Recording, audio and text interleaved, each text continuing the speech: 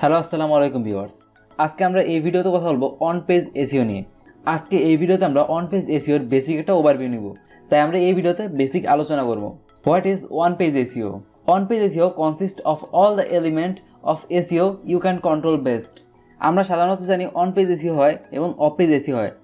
আমরা of page এসইওর একটা example নিই, যেমন ব্যাকলিংস। আপনার ওয়েবসাইটে যত ব্যাকলিংস আছে সকল ব্যাকলিংস আপনি কন্ট্রোল করতে পারবেন না, কারণ এটা আপনার হাতে নেই। আর এখানে আপনার অন পেজের এক্সাম্পল দেখি, টাইটেল, ডিসক্রিপশন, H1 ট্যাগ, মেটা ট্যাগ। তো এখানে যা কিছু রয়েছে সবগুলো আপনি 100% কন্ট্রোল করতে পারবেন। তো এখানে সব কিছু আপনার নিজের উপর ডিপেন্ড করে আপনি এটাকে কীভাবে কন্ট্রোল করতে চান। এই জন্য অন পেজ এসইওকে আপনার সবচেয়ে বেশি গুরুত্ব দিতে হবে এবং যত ভালোভাবে সম্ভব অন পেজকে অপটিমাইজ করতে হবে। এই জন্য আপনাকে অন পেজ এসইওর বেসিকটা বুঝতে হবে, কারণ সম্পূর্ণ অফ পেজ আপনার হাতে না, কিন্তু সম্পূর্ণ অন পেজ আপনার হাতে। আশা করি বুঝতে পারছেন। এখন আমরা কথা বলবো আমাদের কাছে যে নতুন একটা ওয়েবসাইট দেওয়া হয় সেটাকে কীভাবে আমরা অন পেজ এসইও করব। এক নম্বরে আমরা করতে পারি ওয়ান টাইম সেট আপ, আর এটা হচ্ছে ওয়ান্স ইন এ হোয়াইল।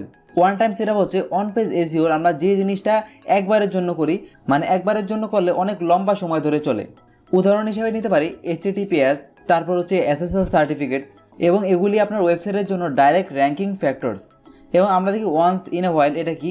এটা হচ্ছে আপনার অন পেজে এরকম কিছু আছে যেগুলো আপনার কন্টিনিউ চেঞ্জ করার প্রয়োজন হয়। আপনি যদি একটা আর্টিকেল লেখেন তাহলে সেটাকে আপনার মাথায় রাখতে হবে যে আপনি কোন জিনিসটা করছেন, বা আপনি নতুন একটা আর্টিকেল লিখতে গেলেও আপনাকে আবার নতুন করে মাথায় রাখতে হবে যে আপনার এখন কি চেঞ্জ করা উচিত, বা আপনার কয়দিন পর পর একটা আর্টিকেল লিখেছেন তারপর সেটা পরে আবার এসে চেঞ্জ করতে হবে। তো এটা হচ্ছে ওয়ান্স ইন এ হোয়াইল।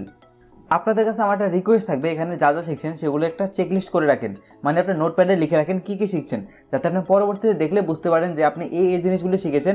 অনেক জিনিস আপনি অথবা না লেখার কারণে ভুলেও যেতে পারেন, বাট আপনি যদি আপনার নোটটা একবার দেখেন তাহলে আপনারা বুঝতে পারবেন যে কোন কোন জিনিস শিখেছেন এবং আপনি আপনার এসইও করার সময় কোন কোন জিনিসগুলি মাথায় রাখতে হবে।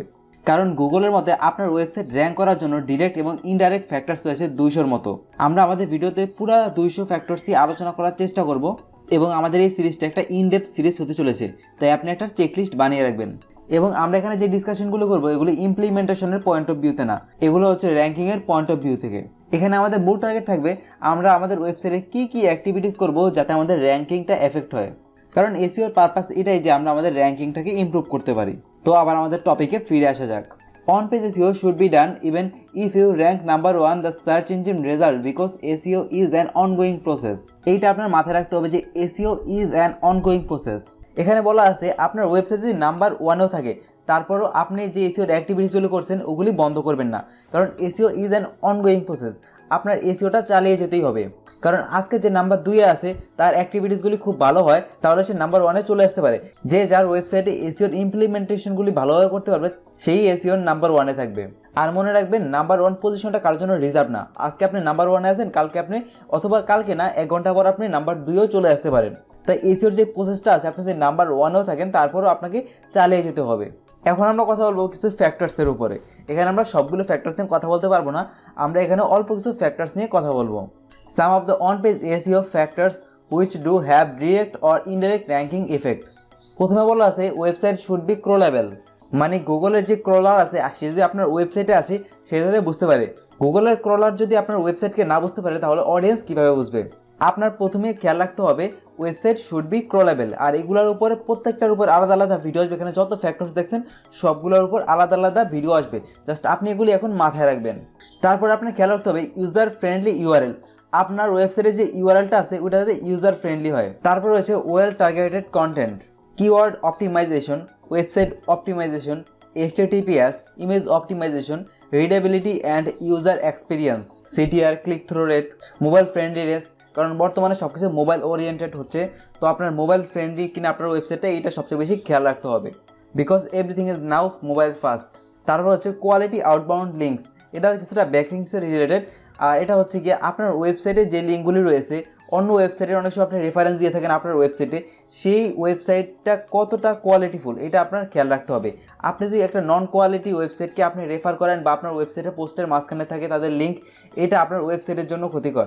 আর আপনি যদি কোনো ভালো ওয়েবসাইটে যেমন উইকিপিডিয়া, ইউটিউবের লিঙ্কগুলি আপনার ওয়েবসাইটে থাকে তাহলে এটা আপনার র্যাঙ্কিং ফ্যাক্টরসে অনেক ইফেক্ট করে। তো এখানে মূলত 12টা ফ্যাক্টরস রয়েছে যেটা আমরা আলোচনা করেছি মোটামুটি বেসিকভাবে।